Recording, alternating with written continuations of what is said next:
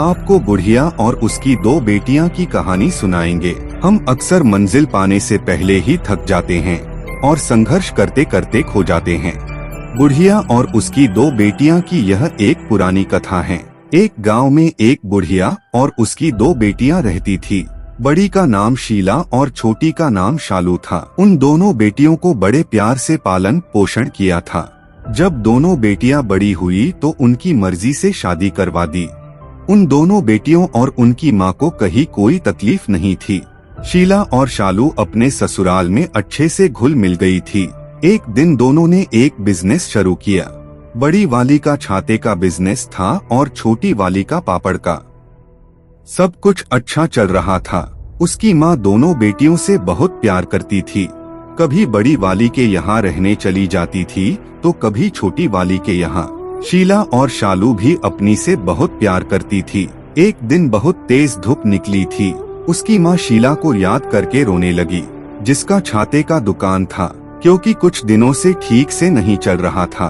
उसकी माँ भगवान से बोलने लगी कि आप बारिश क्यों नहीं कर रहे हो? बारिश हो जाएगी तो लोग छाते खरीदना शुरू कर देंगे। मेरी बेटी का जो धंधा है धीमा हो गया है, वो अपना परिवार कैसे चलाएगी? इतना बात बुढ़िया ने कहा कि चमत्कार हो गया और बारिश शुरू हो गई। बुढ़िया खुश हो गई और उसके चेहरे पर मुस्कान आ गई। फिर उसके चेहरे पर अभी मुस्कान आई ही थी कि उदास हो गई और वापस आसमान के ऊपर देखकर बने लगी, हे भगवान, ये आपने क्या कर दिया? मेरी दूसरी बेटी का तो पापड़ का बिजनेस है, वो सुखाएगी नहीं तो बिकेंगे कैसे? मेरी दूसरी बेटी के बारे में तो सोचो। अब ये बुढ़िया का रोजाना का आदत हो गया था। जिस दिन बारिश हो रही थी उस दिन कह रही थी कि धूप क्यों नहीं हो रही है, और जिस दिन धूप हो रही तो कह रही थी कि बारिश क्यों नहीं हो रही है। अगल बगल वाले देखते तो बोलते कि ये बुढ़िया पागल हो गई है, दिन भर अपनी बेटियों के रोती रहती है। एक बार एक साधु वह से निकल रहे थे और ये आसमान को देखकर रो रही थी हमेशा के तरह। साधु ने पूछा कि ये रो क्यों रही है? तो लोगों ने कहा कि आप इनके चक्कर में मत पड़िए, ये हमेशा रोती रहती है। साधु ने कुछ सोचा और वही रुक गया। उनको लगा कि एक बार जाकर सुनता हूँ कि बात क्या है। साधु ने उसके सामने गया और बोला, अम्मा आपको क्यों परेशान हैं?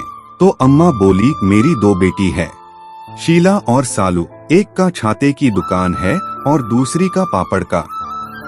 जिसका छाते का दुकान है उसका धंधा मंदा पड़ गया था, तो मैं भगवान से प्रार्थना की तो बारिश होने लगी। फिर मुझे दूसरी बेटी की याद आई, जिसका पापड़ का बिजनेस था। अब वो गीले हो जाएंगे, धूप नहीं निकलेंगे तो सूखेंगे कैसे? साधु ने उसकी बात बहुत ध्यान से सुने और कहा, बहुत आसान तरीका है। जिस दिन बारिश होने लगे उस दिन उस बेटी के बारे में सोचिए जिसका छाते का बिजनेस है, और ये सोचकर खुश रहिए कि उसके पास में पैसा आ रहा है। उस दिन अपनी दूसरी बेटी के बारे में मत सोचिए। जिस दिन धूप निकले उस दिन अपनी उस बेटी के बारे में सोचिए जिसका पापड़ का बिजनेस है। उस दिन उस वाली बेटी के बारे में मत सोचिए जिसका छाते का बिजनेस है। अम्मा को साधु की सारी बातें समझ में आ गई और उसके कही हुई बातों पर चलने लगी और खुश रहने लगी।